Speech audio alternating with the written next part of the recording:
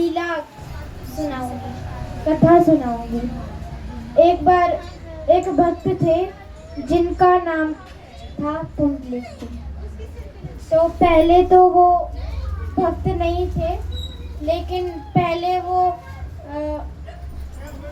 ना माता पिता की सेवा करते, ना किसी की बात मानते, ना कुछ करते। तो एकदम उनके जीवन में बदलाव आया। तो हमेशा वो माता पिता की सेवा करते, सभी की बात मानते, अच्छे बड़ों का आदर करते, सम्मान करते।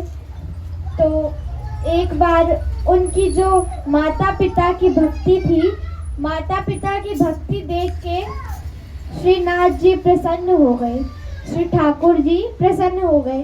तो जब ठाकुर जी प्रसन्न हुए तो ठाकुर जी पंढरपुर गांव में आ गए। तो जो भक्त थे उनका नाम पुंडलिक था। तो पुंडलिक भक्त जी अपनी माता पिता के चरण दबा रहे थे, चरण सेवा कर रहे थे। तो तभी वहाँ पे ठाकुर जी और लक्ष्मी मैया आ गई, रुक्मणी मैया आ गई। तो ठाकुर जी बोले कि हे पुंडलिक, आज मैं तुम्हारे घर पे आ गया हूँ। पुंडलिक जी अपनी माता पिता की सेवा में मगन थे। पुंडलिक जी ने पहले तो कुछ नहीं सुना, फिर दूसरी बार बोला, अरे भक्त, अरे पुंडलिक, मैं आज तुम्हारे घर आ ही गया हूँ, जिनकी तुम कई सालों से प्रतीक्षा कर रहे थे। कब तक तुमने मेरी तपस्या की है, मैं आ गया हूँ, आंखें खोलो और मेरा दर्शन करो, मैं आ गया हूँ और दरवाजा खोलो। पुंडलिक तो पुंडलिक जी बोले कि आप आए हैं, मैं आपका स्वागत करता हूँ, लेकिन अभी मेरे पास इतना समय नहीं है, मैं अभी अपने माता पिताजी की सेवा कर रहा हूँ। तो ऐसा बोल के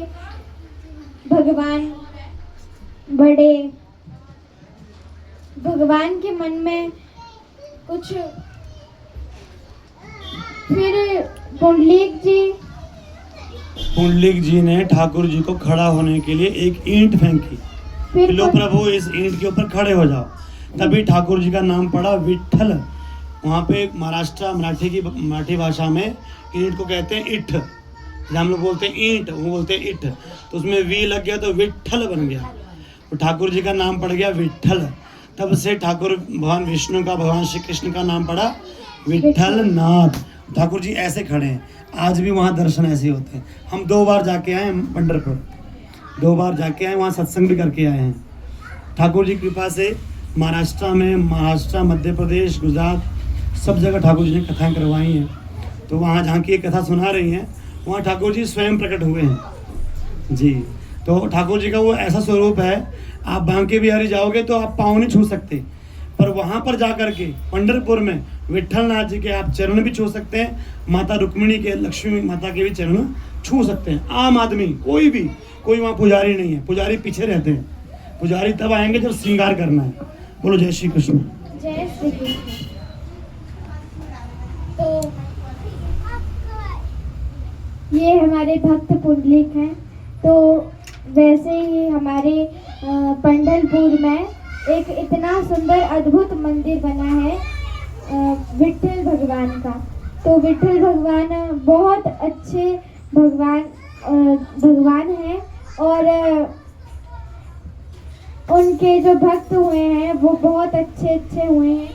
वहाँ पे एक बहुत विख्यात भक्त हुए, नामदेव जी महाराज और जनाबाई जी। नामदेव जी ऐसे भक्त हैं ना कि उनकी समाधि विठ्ठलनाथ भगवान के मंदिर की सीढ़ियों में ही है।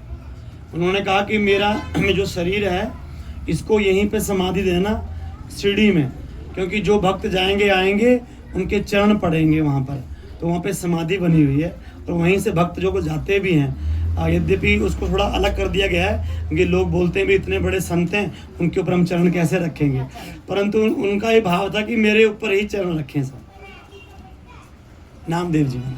तो अब हो गया। बोलो पुंडरीक जी महाराज की जय, विठलनाथ भगवान की जय, पंढरपुर तीर्थ की जय, चंद्रभागा नदी की जय, श्रीमद् भागवत महापुराण की जय, सद्गुरु